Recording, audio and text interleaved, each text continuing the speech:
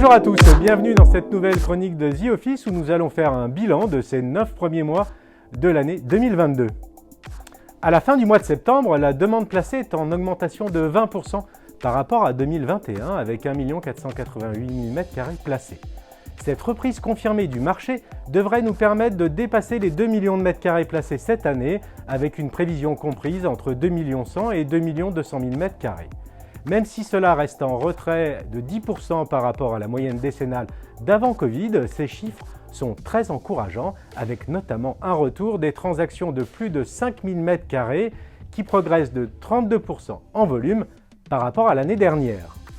Les secteurs qui connaissent les plus fortes progressions sont sans surprise Paris qui progresse de 40% et qui représente la moitié des transactions, Neuilly-sur-Seine et le Valois qui progressent de 70%, avec le succès remporté par les immeubles neufs de l'avenue Charles de Gaulle à Neuilly, et enfin la Défense qui progresse encore de 18%.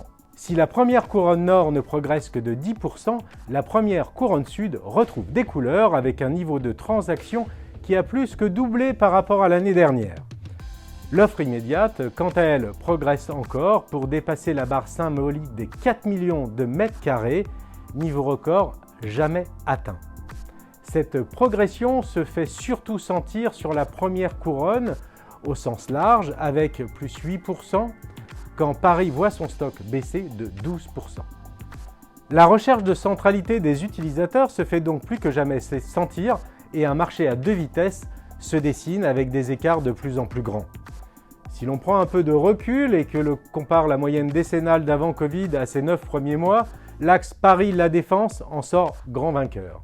Signe que les utilisateurs plébiscitent plus que jamais les quartiers d'affaires. La Défense progresse de 27%, Neuilly-le-Valois de 21% et Paris-QCA de 14%, quand les communes limitrophes de La Défense voient leur performance régresser de 46%, la boucle sud, notamment Boulogne et Issy, et la première couronne sud de 28%, et la première couronne nord de 18%. Les enjeux sont donc forts sur ces secteurs très offreurs qui n'arrivent pour le moment pas à attirer de nouveaux utilisateurs. Conséquence de ces tensions sur les marchés, la progression du loyer est très différente selon les secteurs.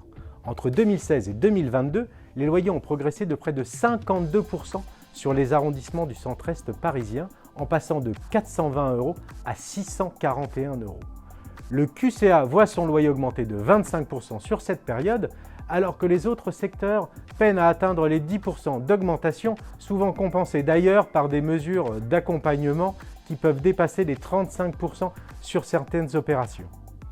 Il y a donc de fortes chances qu'une correction des loyers à la baisse s'opère sur les secteurs les plus offreurs, quand sur Paris, les loyers devraient poursuivre leur augmentation et le loyer prime du QCA dépasser les 1 000 € du mètre carré et atteindre le niveau record de 2002.